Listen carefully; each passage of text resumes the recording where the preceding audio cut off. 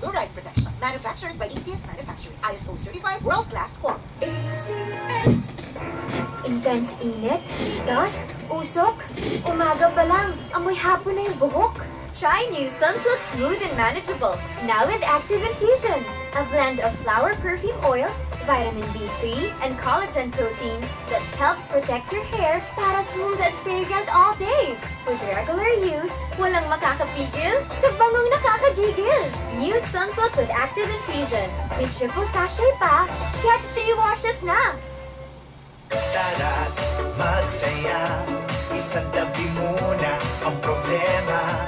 Magsama-sama, magpapakulan. Magsayawan, mag-fully relax na. Tayo'y magpapakulan. Let's spread the good vibes sa bayan. Tayo'y magsama-sama. Let's get back on good vibes, kababayan. Paalaala mula sa Department of Health. Mas bakuna at booster na. Intense init, dust, usok.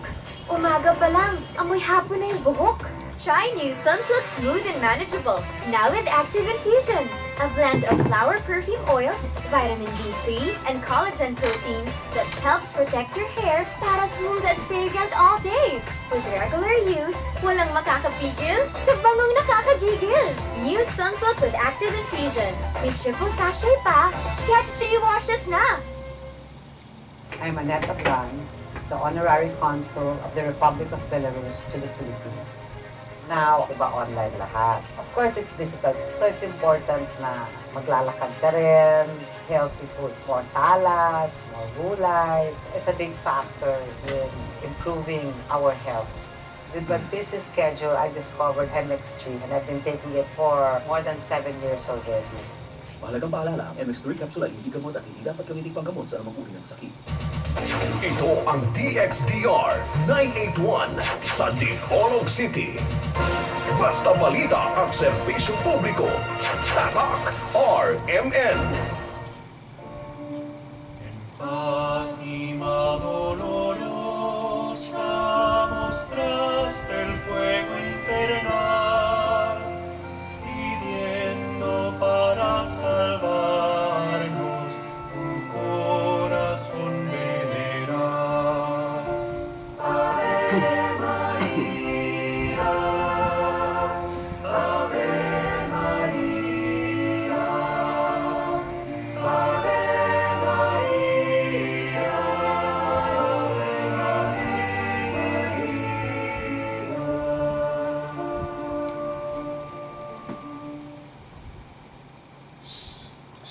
Sa ngalan sa Amahan, sa Anak, sa Espiritu Santo.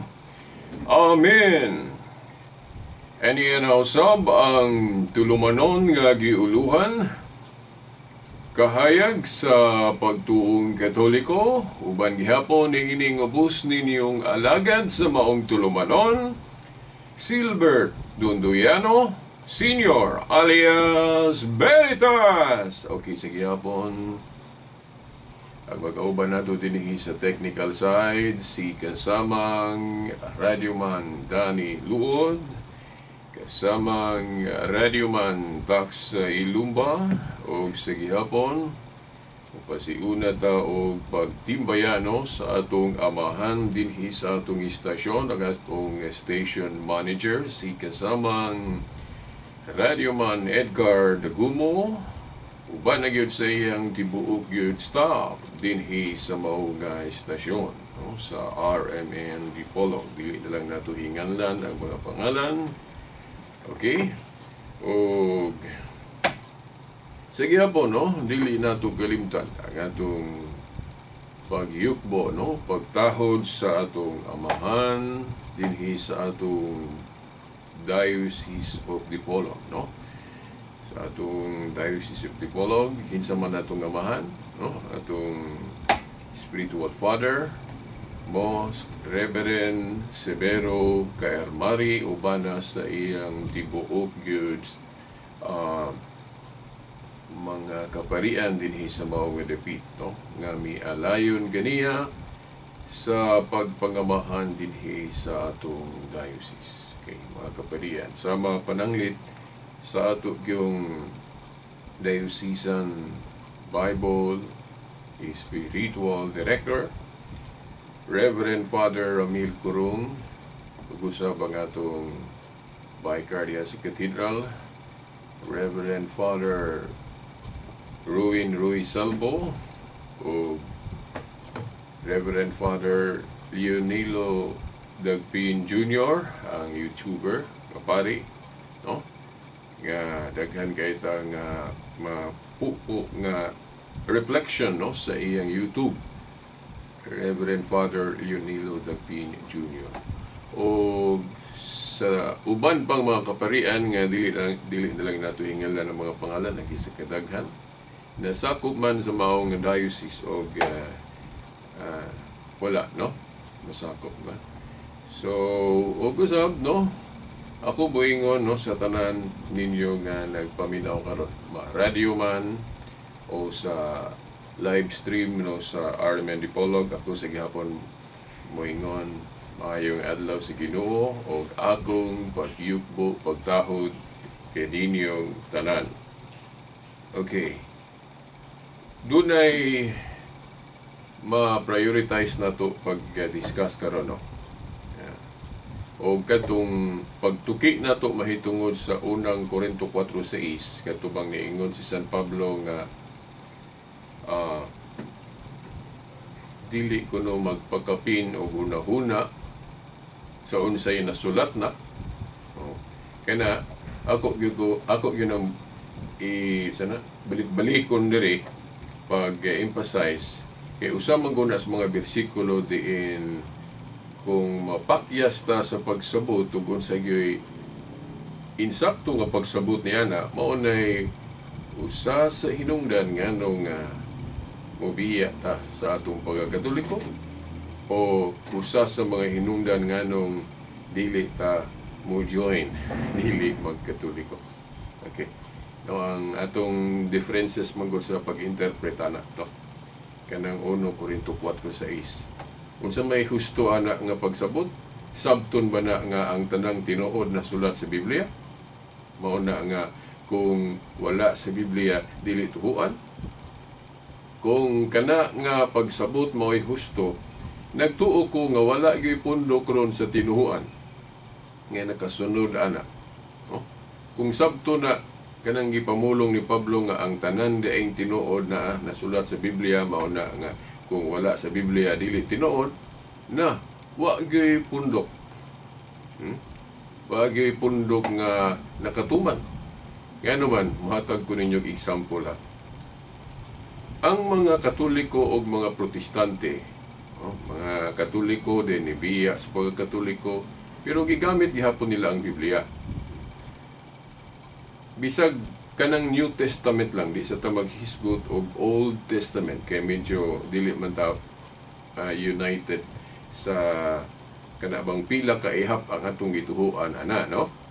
Pero kung maghisgot og New Testament, maprotestante man o dili katoliko, sopadista man, Iglesia ni Cristo man, born again man, tanan kita tanan nag-usa nga ang linamdagan sa Espiritu Santo nga mga basahon sa bag-ong kasabutan 27 books lang, no? 27 ka libro lang ang linamdagan sa Espiritu Santo. Sa pa ang ihap sa New Testament no nato mga Kristiyanos 27 books lang. O kanang gospel, 4 gospels, then ang ubang mga sinulat o mga apostol, no? Na isulat sa para sa kadapit, no? O napoy general nga sinulat o kanang Book of Revelation, no? Suwat ni San Juan, no? Nga pananawon nga gipakita sa atong Ginoo nga ni San Juan nga iyang gipasulat ni San Juan, no? Ug gunya nalulat, no, ang mga apostol mga diha na sa mga mga tungang bahin sa unang siglo o mga 50 AD o pataas. Dili na magparihas og tuig. Wala na magdungan silang panulat. Unya, ang mga Kristiyanos niya atong higayon na, dili lang kay 27 ka libro lang ang nakita, no, sa history. Nagdaghan. Kapin pag 27, maabot pag gatos. Okay. Daghang kayo mga sinulat ng mga Kristiyanos nagali Shepherds of Hermas, na ay katong Didache, sulat gyapon mga Kristohanon.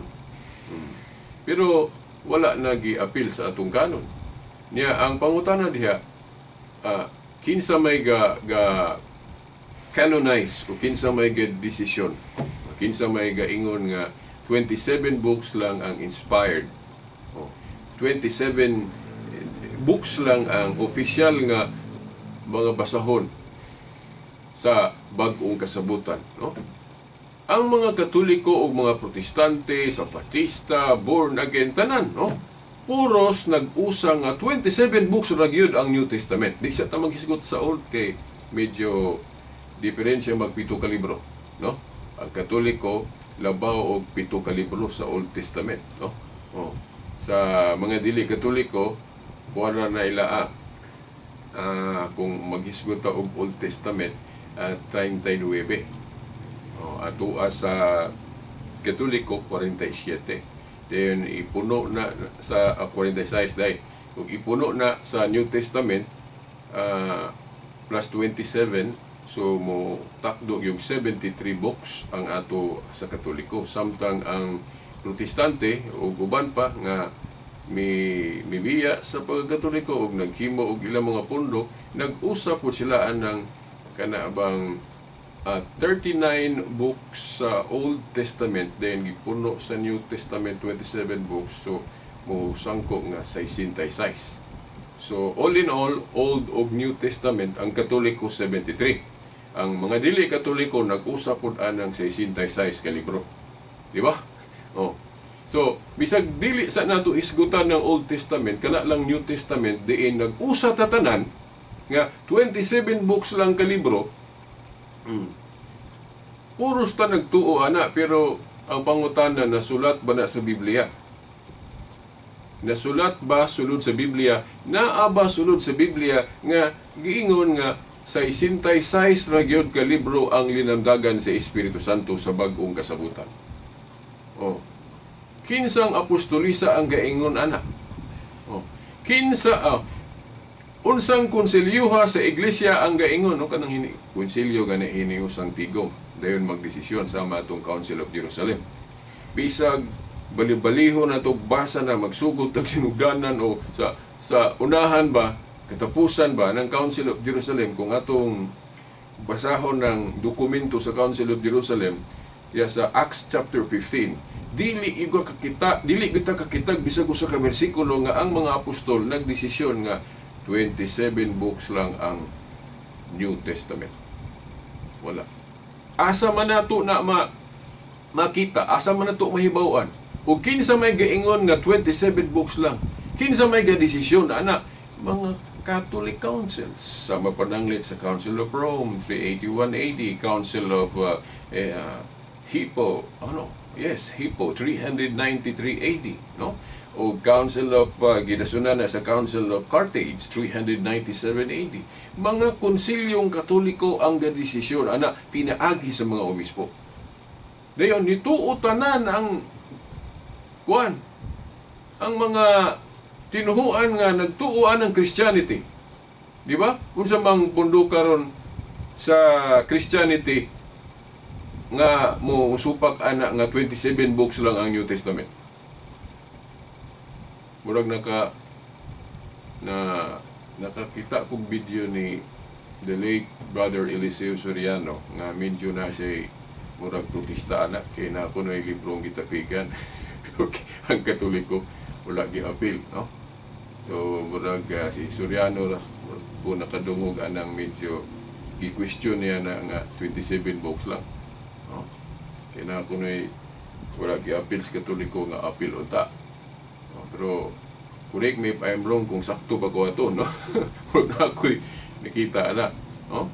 Pero the rest sa ubang mga pundok puros gina ni sanong sa Katoliko nga kanon. Gawa sa Old Testament nga nagprotesta pud sila sa 7 books sa mas Macabeo. Ang Macabeo god klaro man gud ang doktrina sa purgatorio riha. Kanang prayer for the dead, di ba? O naana sa Macabeo. tinubang pang mga kana bang bersikulo diha nga musuporta sa Catholic theology gyud. Mao na nga kadtong mga protestante o mga misupak sa pagtuong Katoliko di gyud nila madawat ng 7 books. Yan, separate topic po nun nato ang pagtukian ng canon of scripture. No? Pero mao lagi na nganong nituo man ang mga dili Katoliko nga nagtudlo aning Biblia. Nganong nituo man tatanan nga 27 books lang ang New Testament nga ang mga apostoles wa man mag-ingon ana. Kung insakto ng pagsabot sa mga dili Katoliko nga pag-ingon ni San Pablo, ayaw mo paghuna-huna og kapin sa 11 na sulat na. Nga sabto na nga tanan di ang tinuod na sulat sa Biblia. Di ba? Pastila no kung kana mo'y mahusto. Wa gyud pundok na kasunod ana. Kay isa pa kato akong giingon ninyo nga atong mga Biblia karon gibutangan nag chapter o verses na nay mga numero, di ba? Oh, pero ang Biblia panahon sa mga apostol, wa pa gali ito'y compiled New Testament panahon sa mga apostol. Ang Biblia nila ni adto kuan pa Old Testament. Katong kasulatan sa Old Testament. Unya, wa pa butangi og chapter o verses. Oh, di ba? So, ang kasulatan panahon sa mga apostoles, walay chapter o verses. Nakaroon sa dihang gibutangan sa Katoliko, kay Katoliko may gabutangan ng chapter o verses. Pinagi sayang pipila ka mga obispo ang nanguna gyud, no? Katoliko ang gabutang og chapter o verses aning atong Biblia. Oh. Nya, ang pangutana kinsa may gasugo nila kanang mabasa sa Biblia. Wala magsugo ang Ginoo ang Dios litra por litra sulod sa Biblia nga giingnan niya ang simbahan, partikularmente ang Katoliko. Wala mag-ingon ang Diyos litra por litra nga, oy, simbahan nga Katoliko, butangin niyo nag chapter o verses. Kanang kasulatan para sa yun tunan, sa yun memoryahon. Kaya may numero. Wa tay mabasa ana sulod sa Biblia nga ang Dios gaingon ana. Oh. Pero ngano man nga nituo, o ngano man nga ni gamit tag mga Biblia ron nga naay chapter o verses nga dili man na gama sa mga apostol. Wa may mabasa sa Biblia nga ilang gibutangan og chapter o verses ang kasulatan. Di ba? Oh. Kung ang tuhuan o abyan o puy-an nga baruganan na naagid sa Biblia kay tanang tinuod naa sa Biblia kung sabton og ingon ana na unsaon man na aron pag reconcile nato kanang kuryente o naa ba sa Biblia nga naay kuryente ang pagsangyaw pinaagi og radyo gi-allow na pinaagi og TV naa ba na sa Biblia wala pa may radyo og TV panahon sa mga apostol. Dili na lang nato na buhaton kay wala pa na panahon sa mga apostoles. Unya isa pa pod, kung sabto nato ang giingon ni San Pablo nga ang pag-ingon niya nga hiyaw kamog pagkapin sa 11 na sulat na. Kung sabto nato na nga ang tanan diayng tinuod na sulod sa Biblia. Oh. Kung kanang pagsabuta mo'y mainsakto na unsaon man na ron pag reconcile nato no sa atong kanabang pag-ingon nga labi na sa mga Adventist no kugi jud kay sila ana nga moingon sila nga si Constantino kuno mao'y kapalhin gikan Sabado ug Domingo. Oh. Gikan Sabado ngadto sa Domingo. Oh, then daghan pa sila kutluon anang mga nahitabo sa history nga sa to pa nituo sila na katong nahitabo sa Dark Ages tuo sila na Crusade, Inquisition. Puros man na wala sa Biblia, puros man na masuwat sa Biblia kay ang history kung maghisgot ang history ang nasuwat sa Biblia katura pong kanus-aman ang katapusan nung basahon nga nasulat sa atong kasulatan nga gituoan kanang Book of Revelation. Probably 190 to 100 AD, di ba? So after unang siglo, mga panghitabo diya sa iglesia, dili na gyud na mapatik diya sa Biblia. Pero puros na tinuod. Oh. Wala. Kanang canonize lang, pagdeklara lang, pila kabasahon ang Old Testament o New Testament. Wala gyud na sulod sa Biblia. Wala gyud na mahimo sa panahon sa mga apostol. Gani kung maghisgot tag kanon sa mga Hudiyo katong Old Testament, wala man gali sila marisolbal ato, wag magkausa ang mga Hudiyo pila ang Old Testament. Kaysa akong nasayran, duha ka ihap ng Old Testament. Nay katong gitawag og Alexandrian canon nga pattern gyud sa Katoliko nga kung iphon 46 ito pa mas daghan, sobra og 7 ka libro. Unya kadtong Palestinian canon kulang og kanang 6 ka libro. Wala dawata tong 46 nga ihap ang gidawat kadtong 39 lang nga kulang 6 ka libro. Ug mao na gisunod po sa mga Protestante karon. Kung maghisgot og Old Testament. So bisan ang mga Hudiyo kay katong Alexandrian canon gama man to. O huna-huna man to sa mga Hudiyo. Katupong Palestinian mga Hudiyo gihapon to.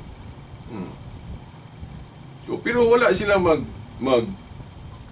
mag-usa pila ka basahon ang Old Testament. Di ba? Unya, here comes sa council sa mga obispo nga niingon nga oy ang atong dawaton ng Alexandrian.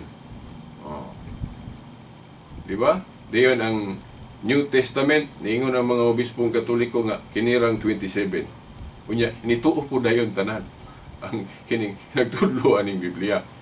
Ang pangutana lagi diya, kung walay authority ang mga obispo, nganong nituo man ta ana, Katoliko og dili? Nganong nituo man ta sa gideklara sa mga obispo nga 27 books lang ang New Testament kung walay authority ang mga obispo?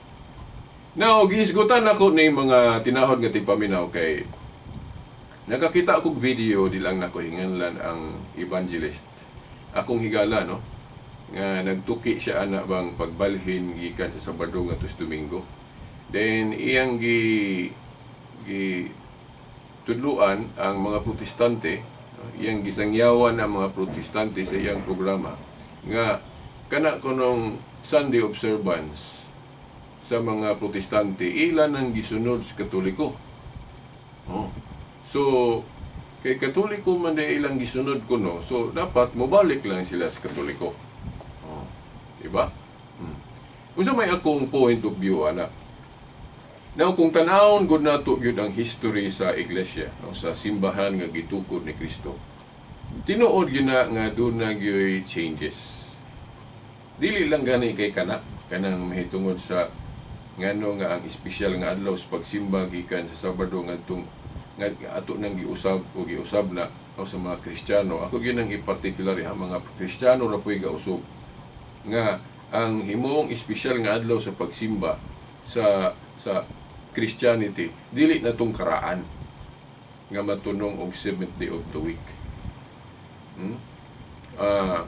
Sa Christianity kung atong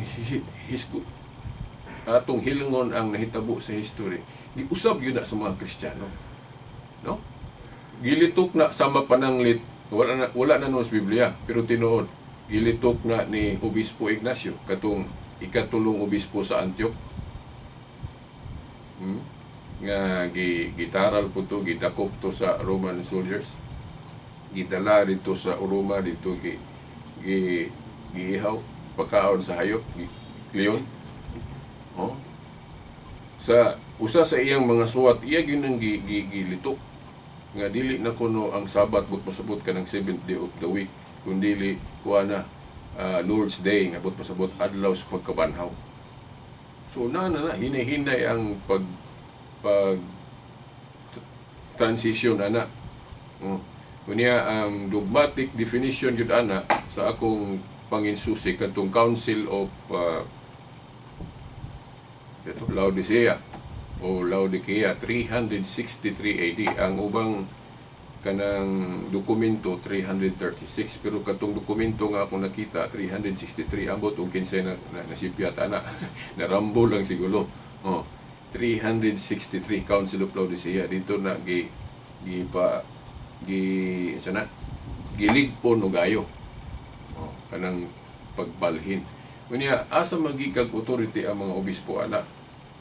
Now, ang line of reasoning na to, kung naay authority ang mga obispo pagdeklara pila ang mga libro sa New Testament o Old Testament. Kung naa sila'y authority, so naapod sila'y authority pag dogmatize anang pag-transfer. Di ba? So, kung dili na tuhuan ang desisyon sa mga obispo sa ilang pag-ingon nga ato na ning undangan ning Sabat nga matunong og 7th day of the week o Saturday kay diri na ta sa adlaws pagkabanhaw kay mga Kristiyano man ta. Domingo na. Kung walay authority ang mga obispo ana kay wala lagi kuno sila'y authority, no? So wala po sila authority sa ilang pag-ingon nga 27 books lang ang New Testament. Dapat nga nituo ang mga Protestante sa pag-ingon sa Katoliko nga 27 books lang ang New Testament. Mutuo po unta sila nga sa pag-ingon sa mga obispo nga ang atong special day ron sa pagsimba sa Dios kada ng adlaw sa pagkabanhaw. Unya, dili tadang pag-usab paglapas sa sugo sa Dios. Sabton na ay pag-usab nga sabton nga gituman noon ang sugo sa Dios. Kay naa man gyud mausab sa New Testament, na ay kuan ana kanang premise ana katong sa Hebrews 7:12. Kay ilisan kuno ang pagkapare, ilisan usab ang balaod. Sa ato pa na ay mga usab. Sama nang kanang tuli, kanang entrance sa kingdom. Sa una, tulion mo ito sa Old Testament, di ba? Pag-abot sa New Testament, gipasabot ni Pablo nga dili na tong tuli. Iyang gipasabot sa Colossians 3 ba to?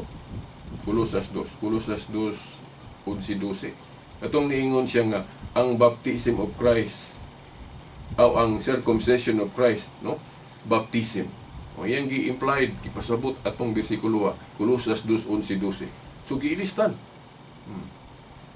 So, kung doon na may mga changes diri sa New Testament nga himuon sa mga leader sa simbahan, pagtuman sa sugo sa Dios na kinaaman sila authority. Kanang authority sa Dios nga binding and loosing.